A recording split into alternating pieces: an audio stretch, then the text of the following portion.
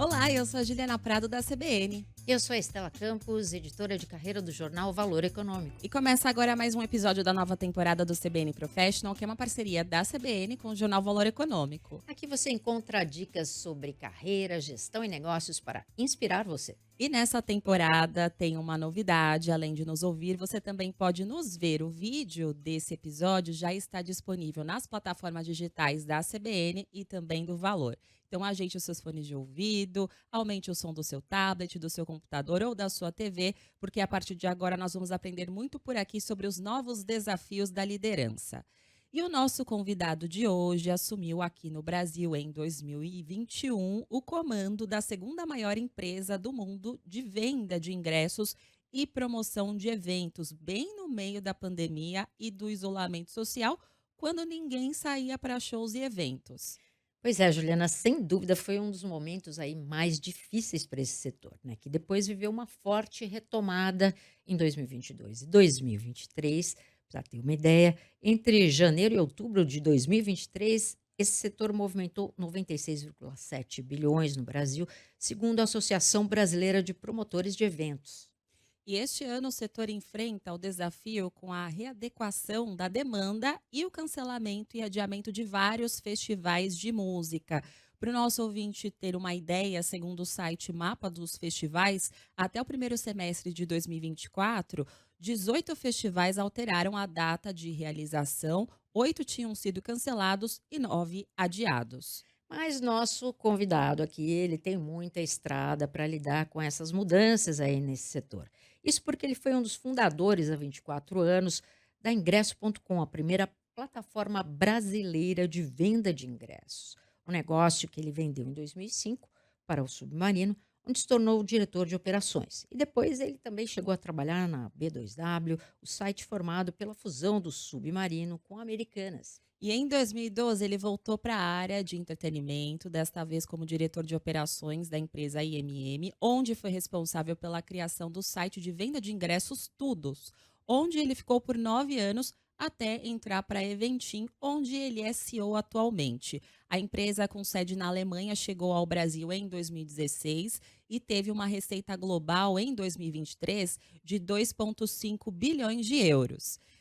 Spoiler dado, hoje a Estela e eu vamos conversar com Jorge Reis, que é CEO da Eventim no Brasil. Jorge, muito obrigada por aceitar o nosso convite, seja muito bem-vindo. Obrigado a vocês. Obrigado pelo convite, Juliana e Estela. Prazer estar aqui. J- Obrigada. Jorge, eu quero começar falando sobre a sua carreira. A gente já deu um spoiler, você fez grande parte da sua carreira no setor de eventos, né?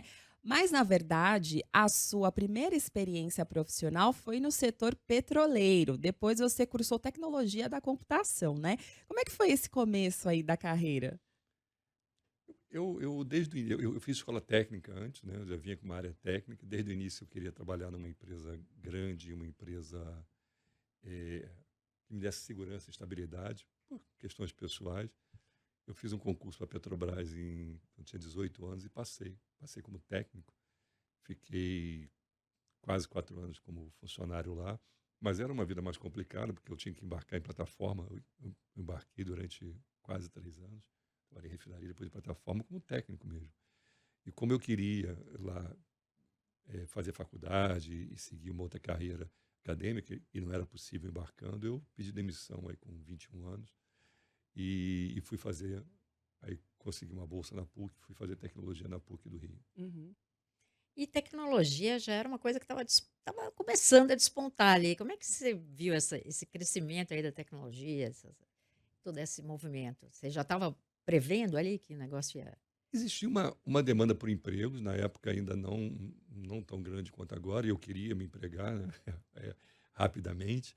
E eu comecei a olhar mais, eu fiz escola técnica mecânica, mas eu comecei a olhar mais o setor de programação, na época ainda dominado pelos computadores grandes, né, aquela história toda, Uhum. e um crescimento muito grande de oferta de empregos. Então, eu busquei alguns cursos de programação, comecei a fazer bem novo, e depois eu fui para a PUC no curso tecnólogo também para fazer à noite. O ingresso.com, como é que surgiu essa ideia, né? foi um dos pioneiros aí, né, no país. O embrião da Ingresso foram alguns projetos dentro da própria PUC. Meus primeiros sócios da Ingresso eram colegas meus de faculdade. Eh, a demanda por programadores, conforme eu falei, começou a crescer muito. Eu estava em uma outra empresa depois da Petrobras, eu fiz concurso para Furnas, aí entrei, fiquei em Furnas um tempo, estudando à noite, e nós começamos a desenvolver uma pequena empresa na época, que desenvolvia sistemas. Éramos Uhum. assim, e a demanda era muito grande, fazíamos sistemas desde administração de condomínio, farmácia, era uma demanda que faltavam programadores Uhum. naquela época. Trabalhava final de semana, madrugada, e uma das demandas que surgiu foi para desenvolvermos um sistema de bilheteria, né, para automatizar os cinemas. Na verdade, já era uma migração, deu um passo à frente. Em um dado Uhum. momento, os bicos de programação começaram a crescer tanto que eu decidi largar Uhum. Furnas. E a gente montou um pequeno escritório lá no centro do Rio, para começar a atender alguns clientes e começar e continuar programando. Nesse período também eu dava aula, eu me formei, comecei a dar aula na PUC, dei aula durante 15 anos na PUC, na SPM. Você dava eh, aula do quê exatamente, assim? Dei aula comecei dando aula de organização de computadores, era bem bit-bat, né? Uhum. Era assembly, aquelas coisas bem assim, Aham. bem computação. Depois, eu passei mais para a área de empreendedorismo. Nós criamos um curso, eu criei um curso lá inicialmente, que foi o embrião do curso de empreendedorismo da PUC, hoje é o Empreendedorismo 1, que justamente lidava com os aspectos não tecnológicos na relação da tecnologia com o seu Ó, isso é cliente, interessante. né? É. Então, eu trabalhava aspectos como liderança, como negociação, como apresentação, comunicação. eh, era meio loucura, que isso foi faz tempo já, e eu dava aula com filmes. Uhum. E para PUC, para cinema era comum, mas para tecnologia tiveram que comprar lá na época um aparelho para eu poder passar filmes. Tentava dar aula de liderança e negociação a partir de filmes que eu via, achava interessante, então montava. E foi um curso que durou 5 anos lá na PUC, né? No início era difícil os alunos entenderem o que era o curso, e no final eu tinha 4 turmas lotadas, assim, foi Que muito legal. foi E muito essa legal. coisa era filme mesmo? Ah, Filme? Chaplin, Interessante. era um Tempos Modernos, era um filme que eu sempre passava, Sim, Aham. né, clássico, é. clássico, né, Aham. e eu tirava sempre liderança, não lembro hoje qual era, mas eu tentava buscar alguns trechos Aham. de filme, ou pedia para eles verem antes, enfim. Ensinar o Eh, pessoal os tecnólogos aí a conversar melhor, né, com as outras é, áreas e tal. é, essa disciplina foi um pouco consequência da minha dissertação no mestrado. Eu fiz mestrado na PUC, logo depois que eu fiz a graduação. E o meu mestrado, a dissertação falava justamente desse gap entre o currículo universitário na área Uhum. de tecnologia e as demandas reais do Uhum. mercado de trabalho, do mercado, né? E que eu fiz uma entrevista com várias empresas, com vários profissionais, com várias empresas, com vários professores, e na ocasião, eu acho que hoje existe ainda um gap muito grande. Você, por exemplo, você tinha algumas universidades, pesquisei umas 7 universidades aqui no Brasil, com o currículo de, né, física 1, 2, 3, 4, álgebra linear 1, 2, 3, 4, cálculo 1, 2, 3, 4, e nada de negociação, nada de liderança. Eh, e eu percebia depois no dia a dia que boa parte do não sucesso de alguns desenvolvimentos de sistemas era em decorrência dessa carência, desse gap que existia do profissional, porque não estava formado nem preparado para Uhum. entender, né, Uhum. aquela situação daquele sistema, daquela, daquela empresa ou daquele negócio, né? E aí eu construí, a partir desse estudo, claro, tive que ler bastante, eu construí essa disciplina para tentar mostrar que dá para, dentro de um curso de tecnologia, você ensinar, né, fatores humanos que vão muitas vezes agregar e serão essenciais para o dia a dia profissional depois. E foi uma experiência muito gratificante na época. Interessante. Em paralelo, você cuidava desse embrião aí do ingressos.com, é isso? Nessa época não, já durante essa disciplina de criou ingresso, conforme eu falei, eh, nós começamos desenvolvendo software, né? Uhum. Na época você não tinha um uso de internet disseminado, e nós começamos com um projeto de informatização de bilheteria dos cinemas, Uhum. Uhum. né? Então, nós desenvolvemos um sistema. Eu tinha um sócio que era muito bom, muito rápido em programação, depois fez mestrado, doutorado lá na PUC também, em engenharia de computação, desenvolvemos um sistema muito rápido e ganhamos concorrência de vários cinemas, né? Existia um incentivo na época das empresas de cinema de informatizar, que o mercado de cinema do Brasil cresceu muito também naquela ocasião, e nós rapidamente conseguimos aí 85% do mercado na ocasião. E que era uma intenção, né? Na Uhum. verdade, eu falava, hora homem programação, eu sou um pouco escravo disso, né? Eu tenho que trabalhar o tempo todo. Então, vamos Aham. criar um produto, e nós criamos esse produto, licenciamos o produto, a gente vendia a licença, e a partir daí começamos a pensar como que a gente poderia expandir aquilo. A internet começou a surgir e, poxa, vamos fazer alguma coisa na internet. E foi meio automático, pesquisando lá fora, poxa, vamos fazer um site de ingressos. Tivemos sorte no nome também, conseguimos registrar o domínio, o nome da ingresso. E aí foi, no início, os exibidores deixavam a gente fazer por quase que gratidão, assim, por pena. Ah, vende aí, Aham. mas isso não vai vender nada. E foi interessante, que foi o primeiro site que a gente tem notícias que imprimiu um ingresso online em casa. Nos Estados Unidos não tinha, né? Aqui no Olha Brasil a que gente foi interessante isso. pioneiro nisso. Lá tinha, você imprimia um voucher, ia na bilheteria e trocava. Uhum. Aqui no Brasil era um ingresso online que já estava valendo, você ia lá e era lido. Isso faz tempo. E Isso era 2000, assim, no tinha começo? só ingresso em 2000. Uhum. E, e o interessante foi que a adesão logo depois foi muito grande. Os exibidores, eles não enxergavam aquilo como um ativo, Uhum. né? Não, tudo bem, então entrega o licenciamento, eu permito que você venda pela internet. E começou a engajar muito rápido. Até para nossa surpresa, quando a gente viu, estava vendendo muito ingresso no final de semana. Deu muita mídia espontânea também, a gente não tinha dinheiro Uhum. para mídia, e foi bem interessante. Agora, em 2005, você vendeu, né? Sim. Conta pra gente como é que foi, né? Porque aí você passou a trabalhar, você tinha seu próprio negócio, era dona ali, e aí você foi trabalhar para o Submarino, né? Diretor de operações, como a gente contou aí. Como é que foi essa transição para você, de empresário aí para um executivo de outra empresa?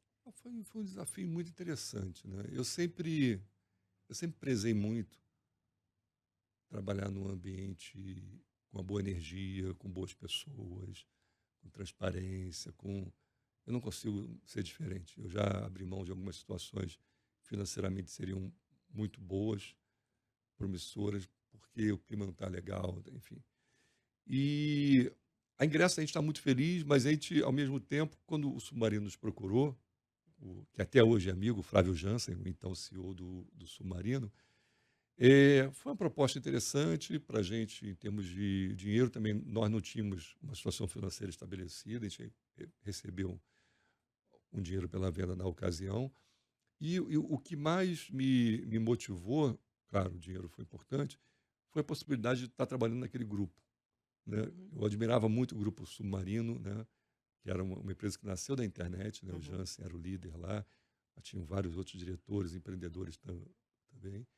Então, eu enxerguei como uma oportunidade de estar no ambiente. Eu mudei para São Paulo na ocasião, de estar num ambiente onde as ideias prosperavam, e você tinha um suporte também de tecnologia financeira e de gestão para poder desenvolvê-los. A gente começou a desenvolver alguns projetos, só que logo depois, com a fusão, né, esse, essa, esse desafio durou 1 ano e meio, né, essa relação com eles. Foi diferente. Mas, realmente, você deixa de ser dono e passa a ser executivo num grande grupo, na época capital aberto, né? Ainda com controle lá na ocasião do GP, uma outra cultura, né? Uhum. Foi um prazer, mas foi um desafio, claro, sempre tem mudança, né? Se bem que também quando você é dono, você tem sócio, você tem funcionário, então são Você tem umas obrigações ali também que são obrigações também. diferentes. Exatamente. De vez em quando você fala, eu quero Quer abrir um dizer, dá até negócio. uma liberdade, né? Você ser o executivo de outro lugar, né? De alguma Dá uma forma. liberdade, né? É, é diferente, é diferente. Eu Aham. gosto de eu posso nem falar muito isso, eu estou na empresa de ingresso há muito tempo. Mas eu gosto de viver ou estar em ambientes que me permitam outras Uhum. fontes de conhecimento, coisas. Eu gosto de novidades e desafios constantes. Depois você ficou, né, anos aí na B2W, né, você acabou deixando a empresa e, consequentemente, também o ingresso.com, né. O que que te motivou a tomar essa decisão? Com a fusão do Submarino, eu fui para a B2W, assumi outras funções lá também, mas logo depois eu vi que varejo não era minha. Era uma cultura que não tinha muito a ver com o que eu gosto de fazer, Aham. né. Então eu fiquei pouco tempo lá, pedi demissão 2 anos depois, 2 anos e pouco depois. Eh, claro, nesse período já não estava mais com a Ingresso, eu também assumi a Blockbuster, né, Apple Online, B2B, eu fiz outras, nós criamos alguns projetos novos lá, área de internacionalização, a gente abriu na época a ocasião, na ocasião a gente abriu ingresso na Argentina, Chile e México, com outro nome, Uhum. que não tinha ingresso, a gente utilizou a marca Shoptime para abrir. Foi, foi interessante, mas depois de um tempo, não curti muito. Aham. E E aí você aí foi para o sabático, é isso? eu tirei um sabático. Eu acho que Conta pra gente deveria como é que ser. foi, né? Você deu um spoiler É, aqui no começo, né? Fora do ar. é, Você foi para os Estados Unidos, você foi para Berkeley. Conta aí como é que foi essa foi muito aventura. legal, assim. Foi uma. Eu tava naquele período, vinha trabalhando muito, né?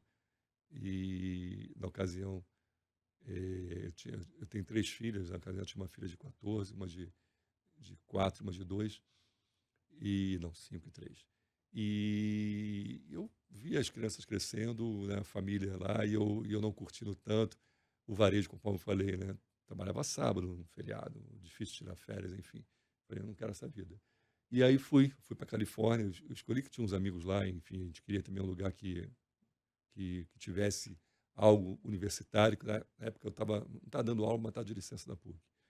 E foi muito interessante, que a gente foi com o objetivo de já curti a família, as crianças estudaram lá durante um período. Não foi um grande período, foram 7 meses, 8 meses. Mas aquele negócio de levar para a escola, cozinhar em casa, comprar coisas e ter um contato com a universidade. Eu consegui um contato através de pessoas que eu conheci lá. Eu acabei orientando os projetos de MBA lá, uma disciplina de professor brasileiro, e orientei 3 grupos lá. Foi uma experiência bem rica, foi bem interessante. Uhum. Em 2021, você foi chamado para liderar a Eventim no Brasil, né? Empresa que ainda não tinha operação lucrativa por aqui, em um momento em que o setor de eventos sofria com a pandemia, né? Ninguém sabia o que ia acontecer. Inclusive, o setor de eventos foi um dos mais afetados, né? O que te fez aceitar esse desafio? Uma experiência nova. Eu acho que a Eventim tinha dado um pequeno lucro já em 19, ela vinha plantando bastante aqui. A Eventim entrou no Brasil fazendo as Olimpíadas do Rio, né? Hum. E depois ela começou a desenvolver, ela se estabeleceu. É claro que é difícil você se estabelecer no mercado onde as relações interpessoais contam muito também, né? Uhum. Mas eu recebi o convite, o antigo CEO da Eventim, ele recebeu um convite para ir para fora durante a pandemia, Uhum. e ele me indicou, e a gente fez uma fusão operacional com a Todos. E, mais uma vez, era a motivação. Eu nunca tinha trabalhado num grupo multinacional, um grupo global. Achei que ia ser uma vivência Uhum. nova, né? Única, para mim. E eu aceitei nesse sentido de entender como que eu tinha sido um empreendedor, né? E tinha trabalhado num grupo nacional também, um grupo empreendedor, como que eu ia lidar com uma empresa que está em 25 países, né? Que tem toda uma estrutura global, com sistemas globais. Foi interessante. Agora, você chegou na Eventim, você teve que fazer algumas mudanças, né? Vamos dizer, na estrutura, tal, reorganizando processos, reestruturando a área, né, as pessoas. Você contou aí numa entrevista que mudou, sei lá, 70% aí dos gestores, trouxe muita gente de fora, fez essa renovação ali. Como é que foi, como é que foi esse processo aí? Como é que foi para saber, né, quem que você tinha que mudar, que pessoas tinham, né, qual era o perfil ideal para os caras, como é que foi? É uma fase diferente ali da Bem empresa. diferente, bem difícil. Até porque sempre lidando com as pessoas, você tem, né, que ter muito cuidado e, ao mesmo tempo, eh, eh, tomar decisões de vez em quando que não são as melhores para as pessoas. Enfim, a Eventim, eu acho que quase todas as empresas de entretenimento e cultura, né, e também de venda de ingressos, passaram por grandes transformações Uhum, durante a pandemia. Obviamente, o que nós falamos, que você citou no início, o primeiro setor a parar e o último a voltar, Uhum. né? E voltou em patamares diferentes, em condições diferentes, de mercados, de fornecedores, né? Então, o que eu percebi na época é que a gente precisaria reorganizar processos e talvez trazer outros profissionais que pudessem atender a essa demanda maior da empresa. uhum. Basicamente isso. E foi um processo, e não que as pessoas não funcionassem, muitos deles estão até em outras empresas também, mas mais os processos que precisavam ser mudados e algumas pessoas que estavam participando desse processo. Enfim, nunca é fácil, né? Mas eu acho que a gente conseguiu montar uma operação com nível de serviço, de qualidade de serviço muito bom, num patamar de venda bem superior ao que estava antes. Quando você fala a indústria teve que voltar de um jeito diferente, o que que mudou, né, no perfil depois da pandemia, né, no Né? jeito que as pessoas compravam, quais foram as principais mudanças aí que você fala? Bem, primeiro, uma relação entre as empresas fornecedoras também e clientes do mercado. Hum, Nós voltamos, muitos fornecedores já não já não existiam existiam mais. mais, Uhum. Entendi. né? Uhum, Eles foram fazer outra coisa. Então, você teve que, no início, os, os protocolos de segurança, eles variavam semanalmente de cidade a cidade. Uhum. Então, às vezes, quando a gente tinha reunião principalmente com os estrangeiros, falar, vai ter o show daqui a 3 meses, uma turnê em 5, 6 cidades. Como é que vai estar o protocolo lá? Eu falei, não tenho ideia, como vai estar semana que vem. Uhum. Porque semana que vem, cada cidade muda o protocolo. Então teve por essa conta da dificuldade pandemia, né? por conta da Uhum. pandemia, né? Uso de máscara, vacina, compra, tinha, tinha que mandar vacina para a internet, enfim, vários protocolos que mudavam. Fornecedores, quando você tem, e aí a gente está sofrendo um pouco isso, vai até de encontro a isso que vocês falaram da reestruturação desse ano. Você, uma carência de fornecedores, alta demanda, né? Você teve um choque oferta-demanda, os fornecedores subiram seus preços, né? Uhum. Isso não só no Brasil, no mundo todo. Tá? Eu fui num congresso agora em fevereiro na Inglaterra, os festivais de lá estimam um aumento de custo de 40% de produção, incluindo cachê, luz. Mas isso é uma situação de 2024 ou vem vindo desde da Vem retomada? vindo desde a retomada, o Uhum, aumento de preço em um dado momento. A demanda veio muito forte, você não tinha tanta oferta de show ainda, uhum. então você conseguiu repassar parte disso para os preços, mas hoje isso mudou, né? Então, eu Mas acho que você acha que está essa, mudando por quê? A gente tem várias hipóteses aí, né? eu acho que é um reequilíbrio. Eu Mudou acho, vamos dizer assim, as pessoas que, né, eu sei porque eu sou grande frequentadora de shows e é, tal, e eu assim, passou a pandemia, a gente ia em todos, depois você começa, né, isso é um comportamento do consumidor, assim, é sim, um dos motivos? é um dos motivos. Eu acho que hoje também você tem mais ofertas, não só de shows, como outros entretenimentos, né? Uhum. Eh, e também aquilo, você queria muito ter um show, queria muito estar com outras pessoas. A partir do momento que você vai uma, duas, três, quatro vezes, é claro que essa vontade diminui. Uhum, Você passa a querer de novo ficar um pouco em casa, querer de novo ir ao restaurante, né? Aham. Então você começa a equilibrar. Em paralelo a isso, conforme eu falei, teve um aumento de custo. Com o dos aumento de custo fornecedores. Uhum, de fornecedores. Com o aumento de custo, obviamente o promotor tem que fechar a conta e ele vai repassar para o preço. Quando ele repassa para o preço aumenta. E aí esse círculo é vicioso, ele funciona. Você acaba indo menos, que não está com tanta vontade, não está querendo pagar tanto, e hoje você já está mais propensa a ficar em casa do que estava antes. Aham. Então, começa a acontecer isso. Eh, Nesse ínterim também, somente 21, 22, 23, como a demanda estava grande, as pessoas estavam saindo muito, claro que os promotores começaram a criar mais eventos, Sim. Uhum. a gerar mais oferta. E esse ano, esse reequilíbrio tá tendo As que pessoas ocorrer. superestimaram o que ia ser esse ano, né? Sim, sim. Muito. E a gente olha muitos festivais aí cheios, né? No Brasil e fora, tá? Uhum. A gente conversa com o promotor e fala, ó, não ganhei dinheiro. Está Uhum. lotado, não ganhei dinheiro. E aí vem sempre o custo do cachê aumentou, o custo do som aumentou, da luz aumentou. Mais uma vez, a Eventim, ela promove eventos fora, né, em outros países, aqui no Brasil não. Nós só vendemos ingressos, né? Uhum. Mas a gente tem contatos com os promotores no dia a dia. Então é o que a Aham. gente ouve, né? É, e hoje o grande desafio, tem um outro desafio que é a taxa de câmbio, mas o grande desafio é você encontrar a curva de o preço, qual o preço ideal, Sim. né? Uhum. Você está falando dos artistas internacionais, né? Que ficou mais difícil, né? Porque é Muito muita mais. gente, né? Você imagina Câmbio. um promotor que às vezes tem uma margem de 10%, supondo, depende do evento, de lucro, ele contratou um show com dólar a 4,90, Já tá começou a 5,70. vender, agora tem que pagar o cachê. Né? Uhum. Quando ele não paga antes, né? Paga depois, depende da negociação. E aí? Né? Como é que fica? Uhum. Em meio a tudo isso, tem a questão dos cambistas, né? Sim. Também tem os golpes que a gente está vendo. Como é que vocês lidam com isso para, enfim, tentar amenizar, evitar? É, comunicação, Aham. transparência e tecnologia. Nós acabamos de lançar esse ano, né?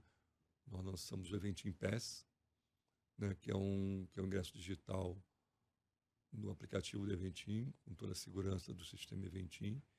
É um ingresso digital que cada pessoa que entra tem que baixar e tem o seu ingresso. Uhum. Né? Nós já vendemos mais de 1 milhão de ingressos com o Eventim Uhum. Pass esse ano. Fomos fazendo né, uma migração aos poucos. Aumentou muito a segurança e a transparência com o cliente final. Esse ingresso é o mesmo que está sendo usado na Europa já, nas Olimpíadas, inclusive de Paris. A Eventim faz a venda de ingressos Agora, nas lá Olimpíadas de também Paris. tem cambismo nos Muito outros menos do que países, não? aqui, muito É uma menos do que questão aqui, mais mas tem. regional?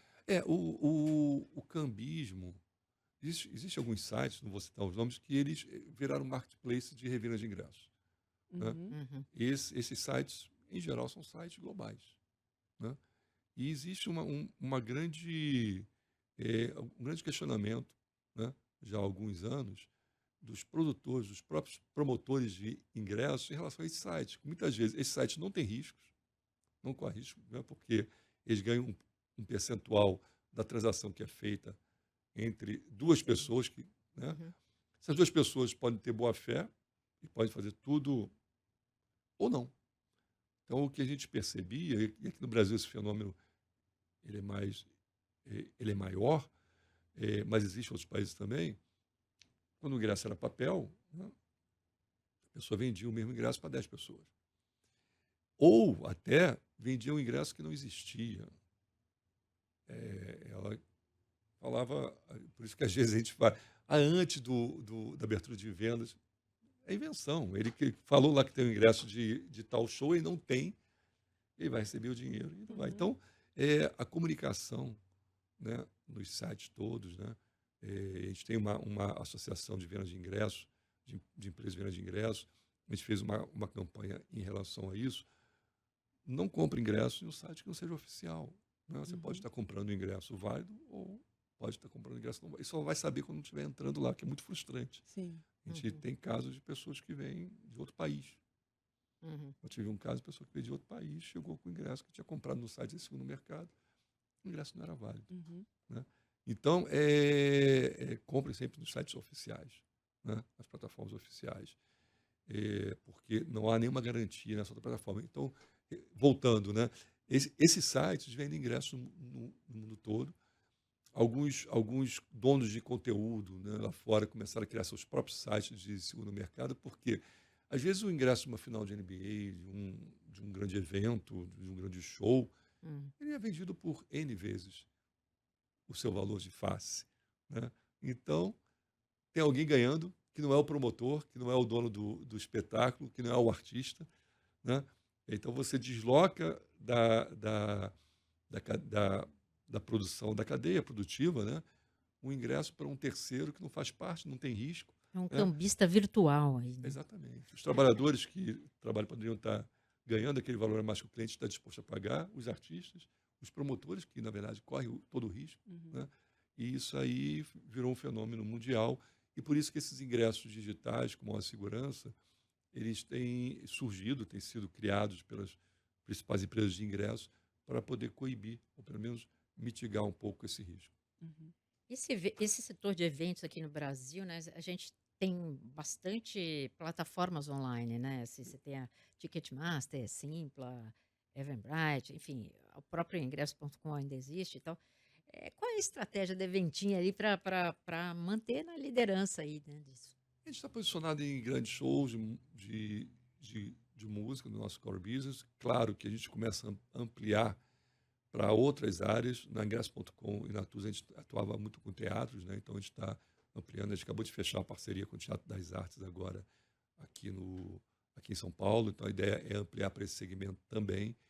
E para pequenos e médios, é, é, pequenas e médias casas de música. É um fenômeno em São Paulo, principalmente, Rio também. Mas o que Uhum. tem de casa de música até 100 lugares é incrível, incrível. Aqui são dezenas ou centenas e a gente estamos também focados Isso é o em mercado lá buscar, fora também, as casas menores? sim, também o mercado, principalmente nos grandes centros, óbvio, né? Assim, os grandes centros tem mais demanda, mas eu acho incrível como você tem, e eu vou falar alguns, alguns são clientes nossos, alguns não, mas eu frequento, né? Hum. Você tem um grande case aqui em São Paulo, que é o Blue Note, que passou por grandes dificuldades na pandemia, Uhum. mas vem se recuperando com shows aí espetaculares.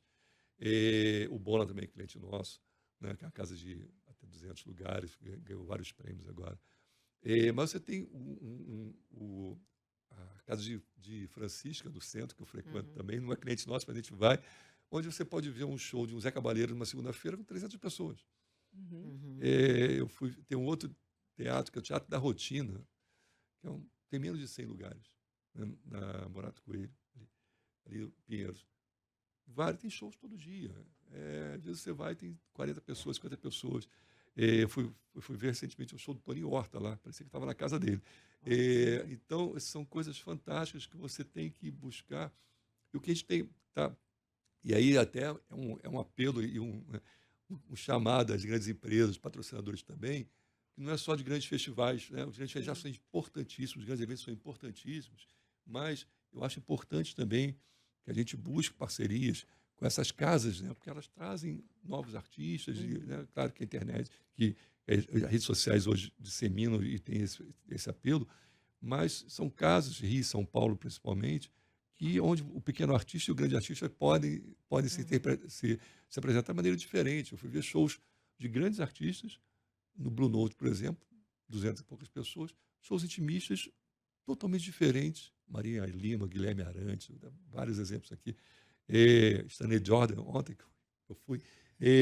Shows maravilhosos que ele dá um show diferente ali, que é um show para 150 pessoas, 200 pessoas. Uhum. Você acha que Então, está tendo um movimento eu acho que a cena cultural, direcionado para isso agora? musical, Hum. eu estou morando em São Paulo há 2 anos, morei lá atrás, muito tempo atrás, você tinha menos oferta, mas hoje eu estou vendo uma cena musical, cultural, Rio, mas principalmente São Paulo, muito, muito grande, muito Uhum. interessante nessas casas.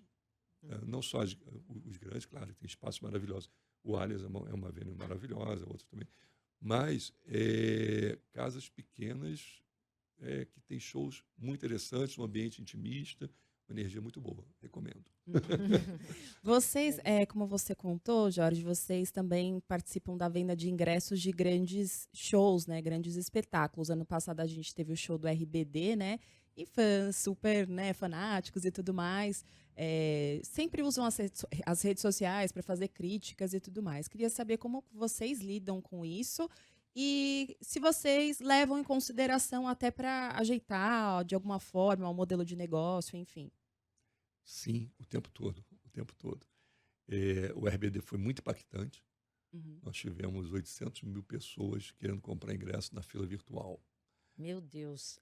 Quando, na primeira É. abertura, isso aí é público, a gente foi no Procon e explicar por que as pessoas estavam reclamando.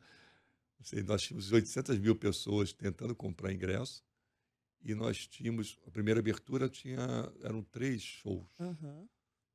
150.000 ingressos, né, dividido por 2,5, né, a gente tinha demanda aí para 60.000 clientes, né, cada um comprando dois ingressos e meio. Ou seja, tivemos 60.000 felizados que muitas vezes nem falam comprei, né? E tivemos aí mais de 700.000. Que, não, que ficaram bravos. É. A gente fala, de vez em quando, eu uso uma expressão, eu comparo de vez em quando a gente que nem luz, né? Que nem a luz elétrica, né? Que ninguém percebe quando está aceso, quando apaga você percebe. Aham. Ou seja, esses 700 e poucos mil que não compraram perceberam que a luz estava apagada para eles, né? Aham. Mas também, e aí você falou de outras empresas de ingressos, e aí vai de conta também o seguinte: essa curva demanda-oferta ela mudou muito também por causa da tecnologia de venda de ingressos. Uhum. Tá? Porque antigamente, né, quando você queria comprar ingresso, você tinha que ir na bilheteria do cinema, bilheteria do teatro. Né? Se você estava aqui, tinha um show no Rio de Janeiro, né, você tinha que ligar para o amigo, né? Aham. Vai lá na bilheteria, enfrenta a fila que eu quero esse show junto. E o que aconteceu com a disseminação da tecnologia de venda de ingressos foi um aumento muito grande da demanda, que hoje não está mais restrita no espaço geográfico. Uhum. Né? Nós tivemos um show, uma turnê internacional, não posso falar qual é, nós tivemos compras não só de todos os estados do país, do país, como de 54 países. Uau. Clientes de 54 países compraram para acompanhar essa turnê, Uhum. além de todos os estados do Brasil. É, era impossível isso. Isso não existia. Você pode ter uma agência de viagem vendendo parte dos ingressos. Então, e aí puxando a sardinha para o nosso lado um pouco, né? Mas eu acho que é um fato. Esse deslocamento permitido pela tecnologia de venda de ingressos, ele traz um impacto econômico para os eventos, para as cidades onde os eventos ocorrem, muito maior. Uhum. A gente vê vários estudos aí, né, de eventos, onde o impacto econômico é muitas vezes o valor do ingresso. Por quê? Como nós temos deslocamentos, às vezes, superiores a 80%, ou seja, a gente faz um show em São Paulo, 80% que compra vem de fora de São Paulo, você imagina o impacto econômico que isso traz em termos de Sim. passagem aérea, Uhum. restaurante, hotel, né? Então, tem vários estudos, o Rio Open tem estudo, Fórmula 1 tem estudo, Rock in Rio tem estudo, é, de quanto que gera.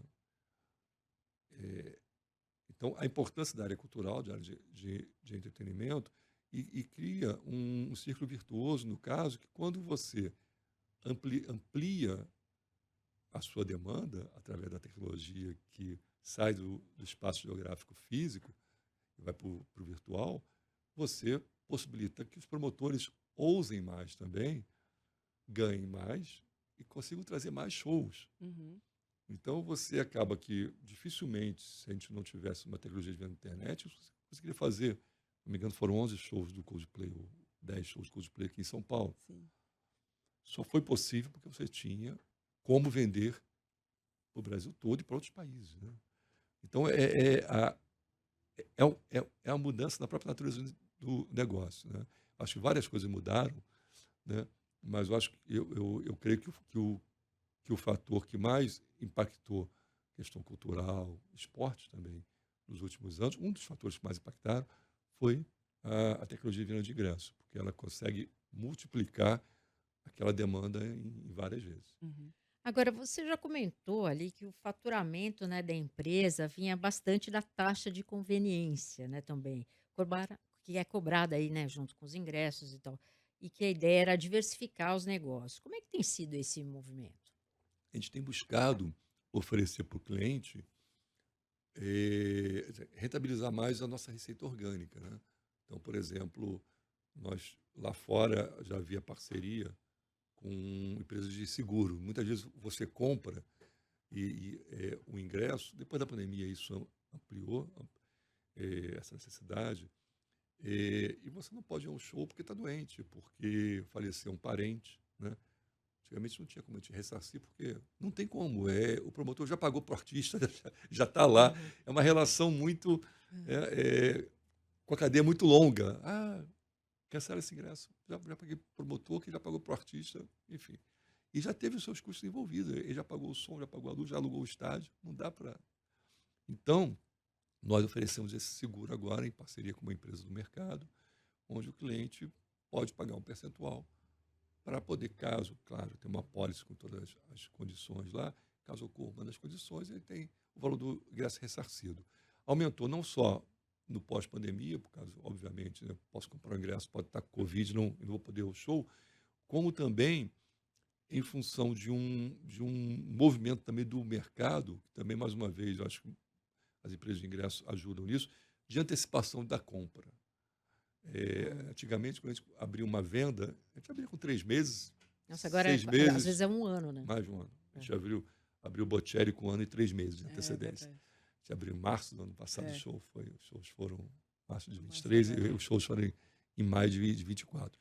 Essa antecedência gera uma incerteza maior.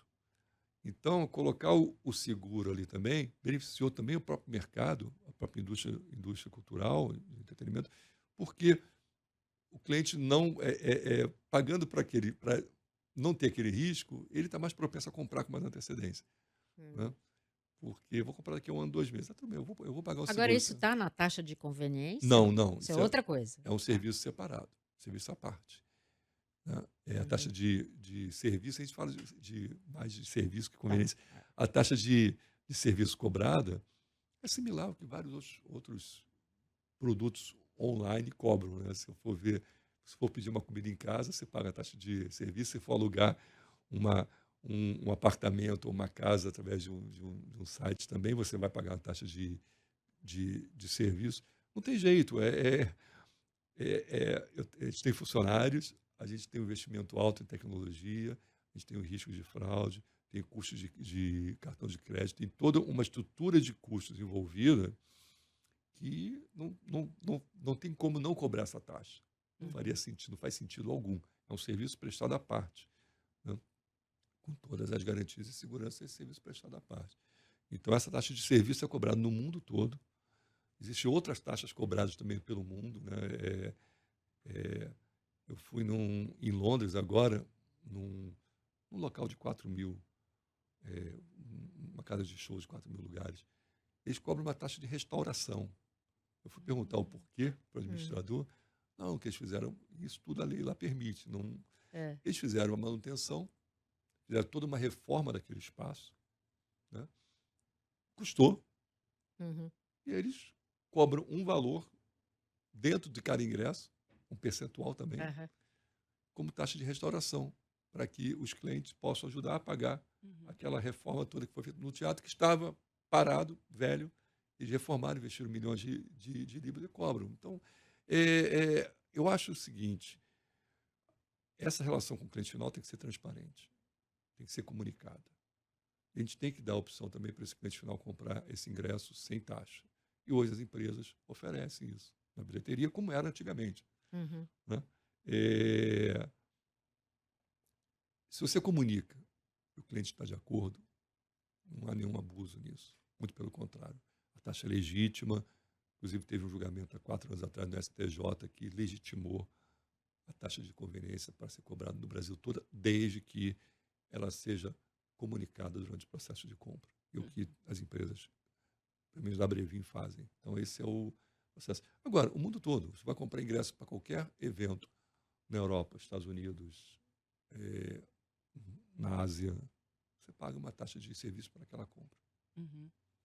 Bom, para fechar aqui a nossa conversa, antes de ir para o quadro de dicas, quero retomar aqui um assunto que a gente estava falando no começo do podcast, que é sobre gestão, né? Você procura hoje focar mais na gestão humanizada. O que isso significa para você e Como você define o seu estilo de liderança hoje?